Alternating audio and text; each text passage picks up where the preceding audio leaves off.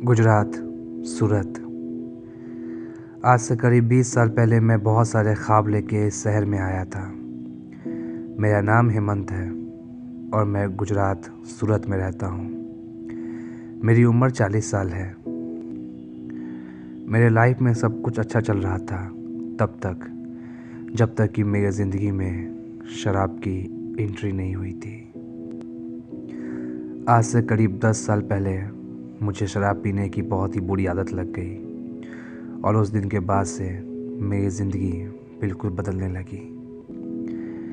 मेरे बहुत सारे अपने मेरे इसी गंदी आदत के कारण मुझसे दूर हो गए। मेरी जॉब भी छूट गई। 40 साल की उम्र में ही मेरे लीवर में प्रॉब्लम हो गया। डॉक्टर ने बताया कि ड्रिंक बहुत करने के कारण मुझे ये प्रॉब्लम हुआ है। अब ना मेरे पास पैसा था, ना ही अपने लोग। जॉब तो मेरी छूट ही चुकी थी, लेकिन मैंने अपने एक दोस्त को कहा कि मुझे पैसे की बहुत ज़रूरत है और मुझे जॉब भी चाहिए। लेकिन मेरे लीवर में प्रॉब्लम होने के कारण मैं ज़्यादा मेहनत वाले काम नहीं कर सकता था। तो मेरे उस दोस्त ने मुझसे कहा कि एक हॉस्पिटल में नाइट गार्ड की जगह खाली है, तू ये काम करेगा क्या? मैंने उससे हाँ कर दी कि मैं ये काम करूँगा। ज़्यादा टाइम वेस्ट ना करते हुए मैं सीधा आप लोगों को स्टोरी के ऊपर लेके आता हूँ। हॉस्पिटल में ज्वाइन किए हुए मुझे बहुत टाइम नहीं हुआ था, लगभग 5 या 6 दिन हुए थे। लेकिन 5-6 दिन तक तो मेरे साथ कोई भी ऐसा कुछ भी घटना नहीं हुआ। लेकिन 5-6 दिन के बाद जो मेरे साथ हुआ, मैं उसे कभी ज़िंदगी में नहीं भूल सकता। एक रात मैं अपनी ड्यूटी पे ही था। उस समय करीब रात के 1 बज रहे थे और रात के 1 बजे ही हॉस्पिटल में एम्बुलेंस आई।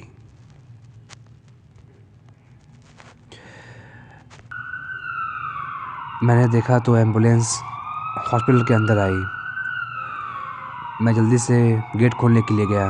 मैंने गेट खोला और वो एम्बुलेंस अंदर आ गई। वैसे जहाँ पे मैं काम कर रहा था वो एक बहुत ही बड़ा हॉस्पिटल था, लेकिन उस समय रात के करीब 1 बज रहे थे। तो वहाँ के जो मेरे से ऊपर जो पोस्ट पे थे, उन्होंने मुझसे कहा कि तुम इस डेड बॉडी को मॉर्चरी में रखने के लिए हेल्प कर दो। तो मैंने उनसे कहा ठीक है। मैं और हॉस्पिटल का एक स्टाफ दोनों को मिल के उस डेड बॉडी को मॉर्चरी में ले जाने लगे।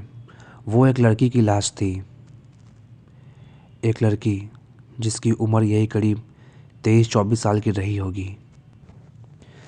तो मैंने वहाँ के स्टाफ से पूछा कि आखिर इसकी मौत कैसे हो गई इतनी कम एज में।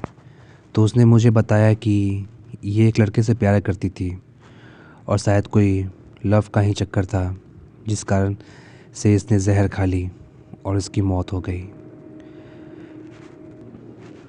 वो ऐसा बोल के हंसने लगा तो मैंने भी कह दिया, किसी ने सच कहा है कि प्यार आशिकों की जान ले लेता है। और ऐसा बोल के मैं हंसने लगा। लेकिन जब मैं हंस रहा था तब मेरी नज़र उस लड़की के चेहरे पे गई।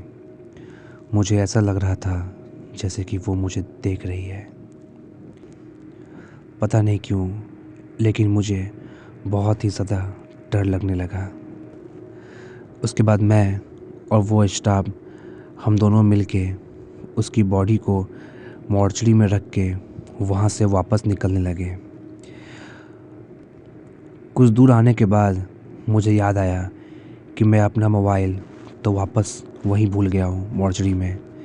तो मैंने उससे कहा कि मैं अपना फ़ोन अंदर भूल गया, चलना मेरे फ़ोन को लेके आते हैं। तो उसने कहा कि उसे जाना है, तू अकेले जा और तू लेके आ फ़ोन। मैंने उससे कितना भी कहा लेकिन वो नहीं माना।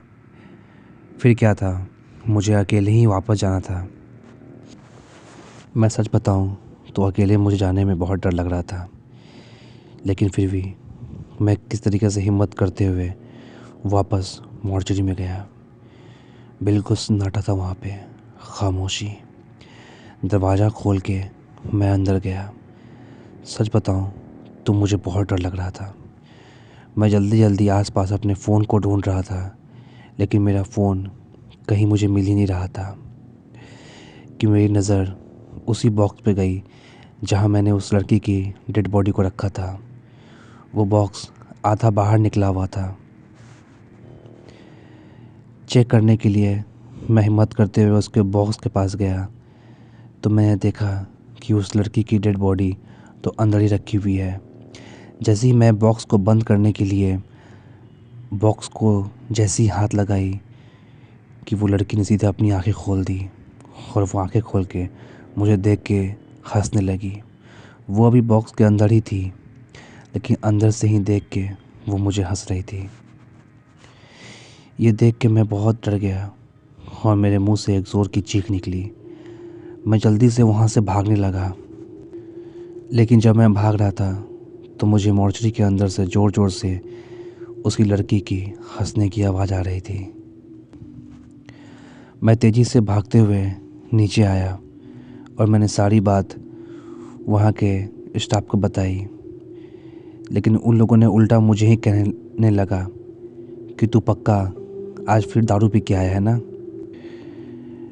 मैंने उनसे कितना भी कहा, लेकिन वहाँ किसी ने भी मेरे बात का ये यकीन नहीं किया। फिर क्या था, कुछ टाइम बाद मैंने वहाँ से जॉब छोड़ दी। ये घटना मेरे साथ घटी थी और ये बिल्कुल रियल घटना है।